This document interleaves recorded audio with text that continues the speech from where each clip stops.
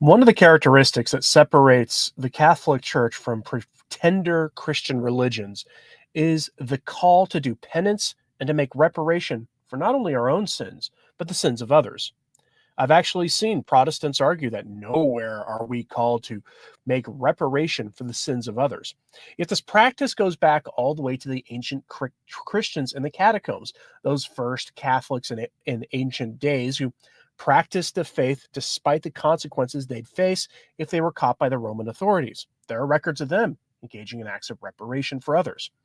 But today in the church, acts of reparation aren't really often called for by the bishops, other than maybe for your own personal sins confessed in the confessional. There are exceptions, of course, to this.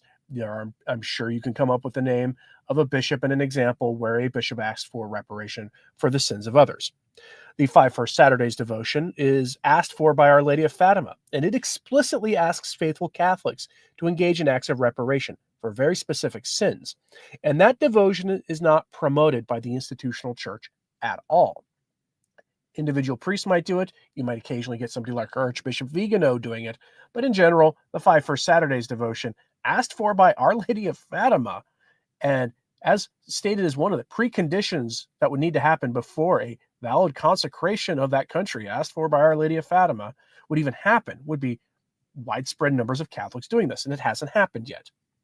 Making reparation for sins, even the sins of others, is profoundly Catholic, meaning it is profoundly Christian. There are entire theological treatises written on the effects your acts of reparation can have to affect the conversion of sinners. It's basic stuff, it seems. But not according to the cardinal we're about to talk about. You see, a cardinal in Peru objected to Catholics praying the Rosary outside of his rectory because they were engaging in acts of reparations for sins that he allowed to happen in his diocese, and a pretty grotesque one.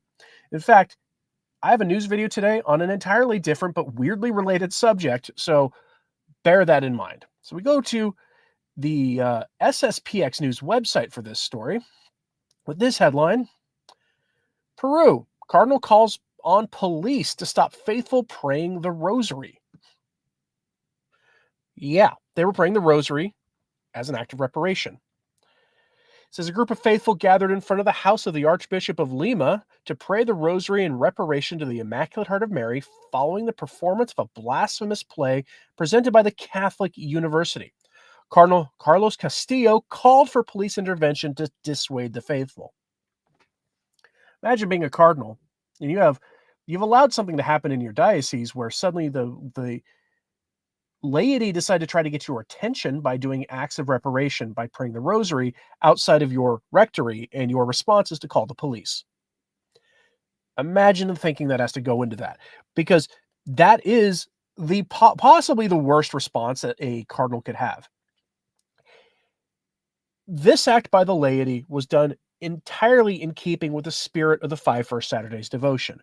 It's great to see some laity that are so on fire with the faith that they take the outrage they felt at this blasphemy you're about to hear about and turned it into an act of reparation. And this happened allegedly at a Catholic school. And the sad thing about all this is the bishop objected to what they were doing and turned to his real masters, the secular authorities, to take care of the problem. I'm going to have to be careful going over this article today because it touches on our host's favorite chosen people whom you are not allowed to criticize at all. So needless to say, this will dovetail nicely with the subject of my other video today. So tune into that as well, because there's a widespread problem in the church with Our Lady being blasphemed, and this stuff always happens in the run-up to and during Lent. And we're now firmly on the road to Lent. So bear that in mind if you're thinking about things to do penance for during Lent. These kinds of stories, may be what you need for Lent. The Pontifical University of Peru had scheduled a play for the 24th Saliendo de la Caja Festival, which is organized by the Scenic Creation and Production section of the Faculty of the Performing Arts of the PUCP. The festival is usually used by students to present their final projects. The play is called Maria, I won't say that word because it's, you'll see in a second, a title that is difficult to translate. The word that I will not say on YouTube designates vulgarly as a James Martin type. And our host's algorithm is good at picking things up in other languages too. As for the poster, it represents a man who is dressed like dressed like one of the ladies, with a mantilla and the Immaculate Heart of Mary on his chest. Faced with the outcry, the play was quickly withdrawn from the program. The university expressed its rejection of the inappropriate use of religious symbols and apologized in an official statement. The Peruvian Episcopal Conference called the play an offense to the Catholic faith and strongly criticized its programming. It pointed out that the poster and the content of the play distorts religious symbols deeply rooted in the country's Catholic tradition and devotion. The conference also stressed that although it defends freedom of expression, it considers that, quote, it is not an absolute right and that it has its limits, especially when it conflicts with other rights such as religious freedom, culture, and devotion of the Peruvian people. The Ministry of Culture also spoke out, that's a government agency, questioning the use of religious images. The ministry stressed the importance of respecting religious symbols as an integral part of Peru's cultural heritage and insisted that freedom of expression has limits, especially when it conflicts with other fundamental rights.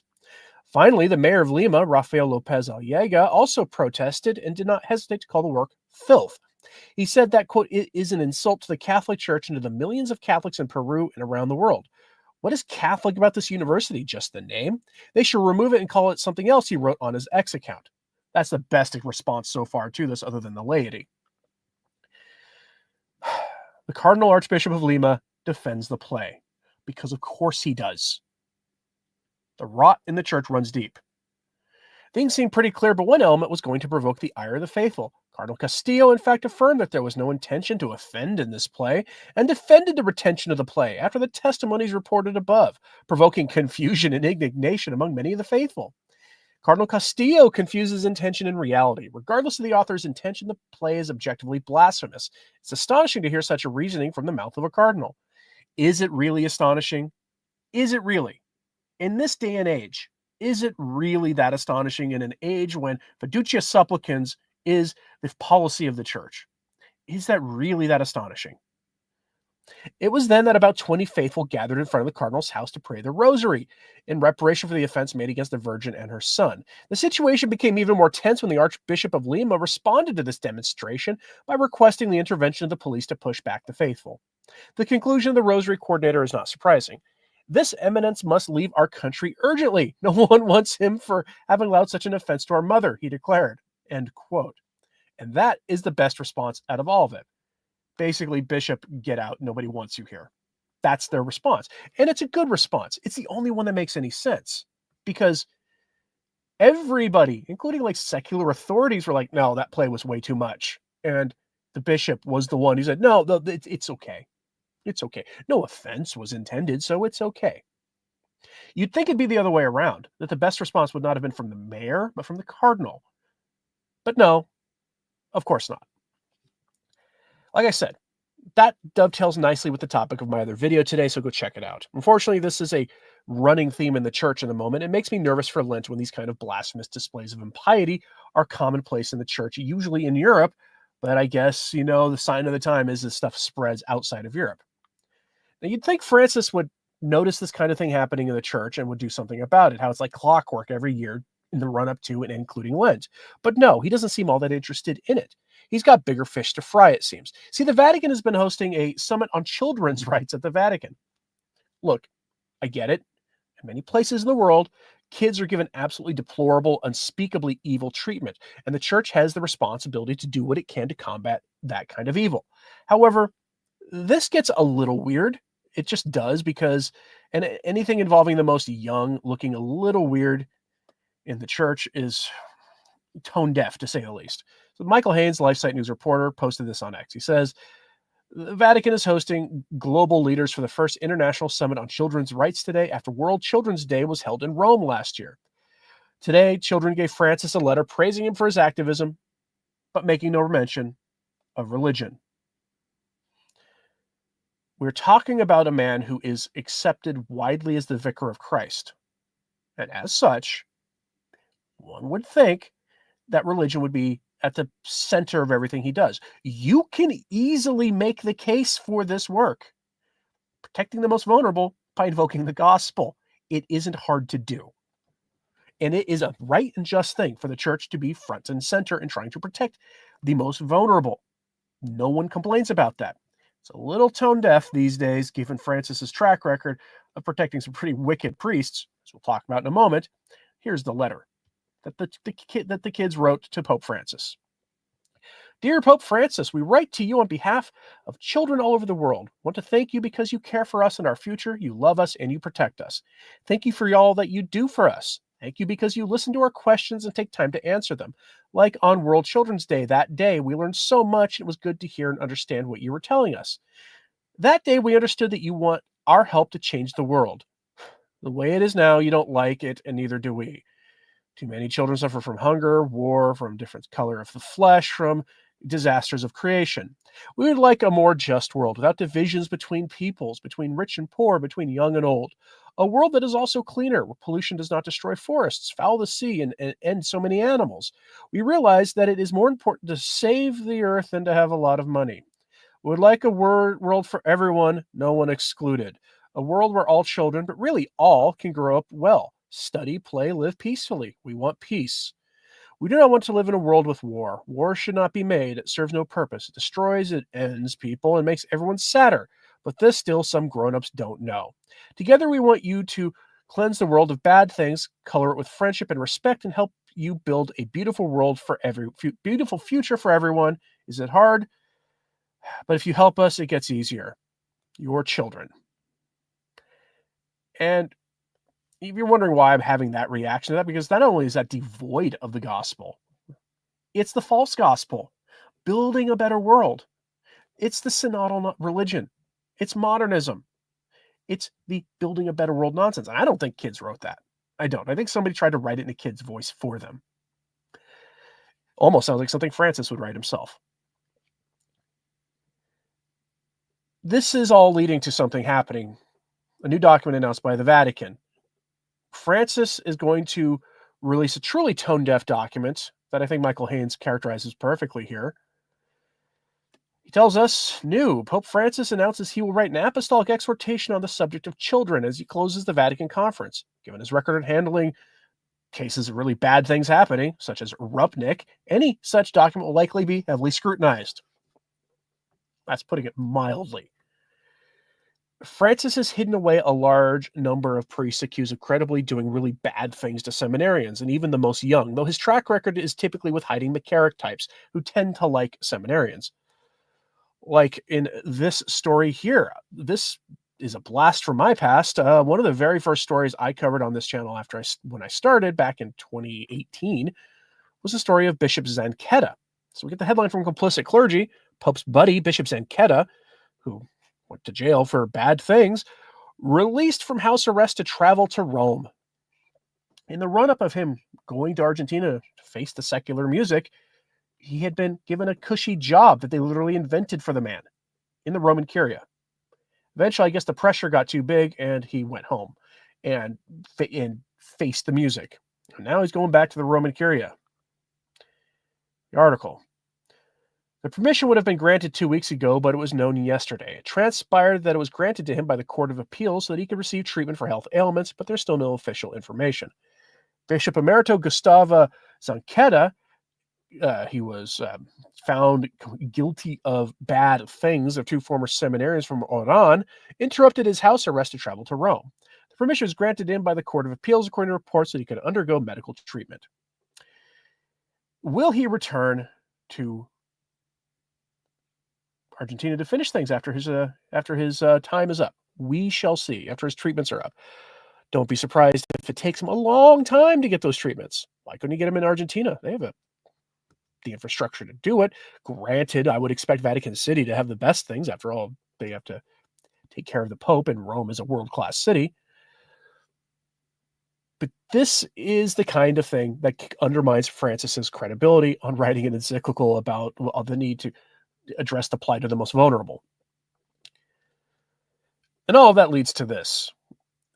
Rome is giving us a lot of incoherent nonsense, especially these days. We've heard rumblings about the Vatican giving us a new theology soon. Why do we need a new theology? Isn't the new theology given to us at Vatican II good enough? Or do we need a new theology every few decades to keep the church relevant? The reasoning behind doing this isn't exactly clear, nor is it clear why the pre-Vatican II theology was insufficient for the Church of Christ. At Vatican II, we got the Nouveau Theologie, the new theology, Why did we need a new theology? Along with that new theology came a new ecclesiology, which is essentially the theology of what the church's mission and relationship to the world is. And from there, we got the excuse, well, you can't have the traditional mass in the Western Rite anymore because if you have that, it conflicts with the ecclesiology of Vatican II, which is a gigantic red flag for people trying to find a reason to defend Vatican II. But all that stuff started happening in the 60s and 70s and really got hammered home to us and reminded us by the hands of Cardinal Roach and others who said you couldn't have your traditional mass because the ecclesiology of Vatican II was different. But now we have news of another new theology. They're calling it a rapid theology, which will have the church responding rapidly to the needs of the day. What could go wrong? The church famously responds to issues slowly, takes its time slowly. The changes to basic Catholic practices in light of the most seismic change in modern history, the Industrial Revolution, took decades. Things like the fasting rules were loosened up because man was working a little bit differently than he was before the Industrial Revolution. And so they changed the fasting rules before things like Lent and other things that might affect your ability to go do your duty and your responsibilities for your family. It took decades for that. But now they want rapid theology. So we go to Catholic World Report for this headline. Do we need a rapid theology? If the church succumbs to the temptation of opining on concrete policy in contingent political matters in which sincere Catholics can disagree, it risks diluting her moral authority to become just another lobby or non-governmental organization.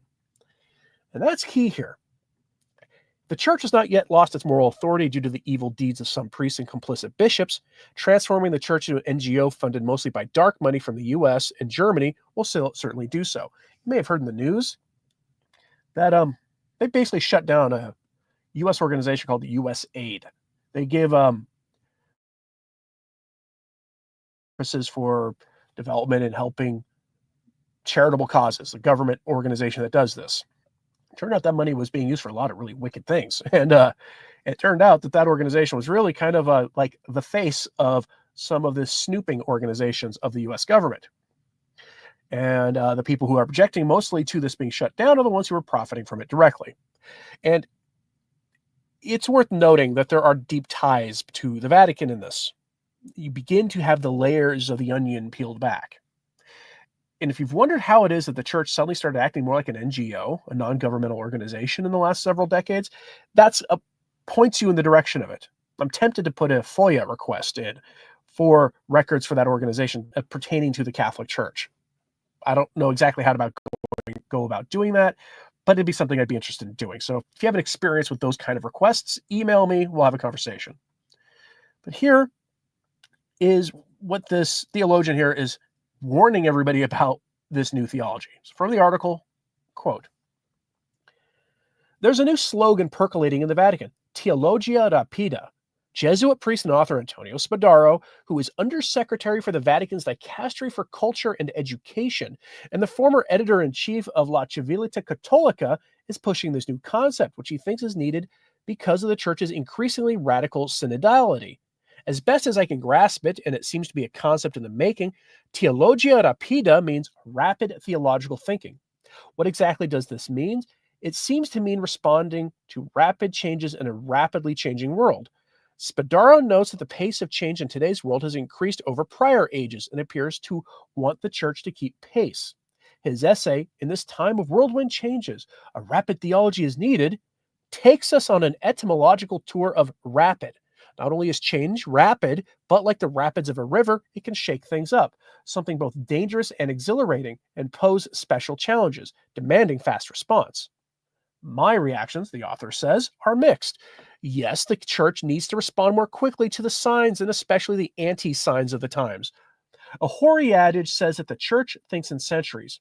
Traditionally, it seemed the church could clearly relate to the claim. I don't know if it's apocryphal or not, that when Nixon asked the then premier of China, Zhou Enlai, what he thought of the French Revolution, he answered, "Too early to tell," 200 years after the fact. Yet there have been times that the church has been hindered or behind the curve in addressing modern changes in a timely fashion. Because we all know that a favorite refuge of innovators is the claim that if their reform is not immediately uprooted, then we can't turn back the clock. At the same time, a responsible institution like the church should not make precipitous and rushed declarations. The church is not a politician's press spokesman, expected to react to the news of the moment, a news cycle ever more rapid just to get onto CNN. I honestly fear the temptations of the latter. Good moral theology insists that Catholic social teaching largely provides general principles. The framework within the individual policy decisions are made. But between general principles and individual policies, a large number of steps intervene. And as St. Thomas Aquinas was wont to note, the degree of certainty, and therefore of error, between general principle and individual application can increase. End lengthy quote. The church is in the business of giving responses to modern secular problems in terms of general principles to follow in order for people to act morally. In most cases, good people can disagree on different policy positions without their disagreement or their opinion on the matter being a matter of sin. Again, in most cases, obvious exceptions apply to that. But in general, the church doesn't respond rapidly to new social phenomenon because sometimes societal changes are fleeting, or that society develops an opinion that is just on its face insane. And in other cases, the societal changes take time to fully unfold. It would be imprudent for the church to respond quickly to things that are clearly unfolding slowly. A rapid response is often imprudent when we're talking about religious guidelines and input. And here's a great case in point. Laudato Si, Francis's landmark encyclical on care for our common home, which is now horribly out of date, especially in light of the populist political shift happening across the Western world right now. That document is a perfect example of the church rushing to address a perceived problem and going well beyond simple guiding principles, which the author of this article then goes on to show the logic of rapidly responding to these problems. You start to make very serious doctrinal errors if you don't take care in response as an institution. Back to the article, quote, what happens, in fact, is that you run the very real danger of a caricature of co-naturality. That has nothing to do with that concept. It is one which imagines good intentions and some sort of intuitive feelings, perhaps accompanied by a momentary conversation of the spirit, to supply what previously long and cultivated theological inquiry arrived at carefully. Grace builds on nature, but without the careful cultivation of that nature, it is somewhat presumptuous to expect God to replace negligence by inspired intuitions. Spadaro himself speaks of this rapid theology as a process that combines the memory of the church with instinct to transform it into intuition, which is the ability to sense, discern, and quickly evaluate a situation as it develops. The author says, pardon me if I reject what I should have learned from my Jesuit teachers, but I want that process to lead to concepts that are rationally intelligible and prudentially tested, not intuitions that are discerned. Spadaro's flight from such rationality seems evident in his argument that rapid theology ought to be characterized by running without complaining that it has no time to reason, to plan. We certainly haven't seen this Vatican doing that sprint in the case of ex-Jesuit Marco Rupnik. As an editor and communications official, I understand and even sympathize with Spadaro's wish for a more responsive church. But without the spade work that requires, and in the current ecclesiastical climate, I fear what, in fact, that rapid theology may mean in practice. And I dislike slogans. We already went through the field hospital, a paradigm that proved risible when, in the middle of a worldwide affliction, when the church's presence was more necessary than ever, the ecclesiastical mash worldwide struck tent, fled the battlefield, and locked church doors. Talking about the 2020 affliction, ladies and gentlemen. That's why, aware of the inchoate nature of this concept abhorring, I warn against theologia rapida devolving into theologia stupida. Quote.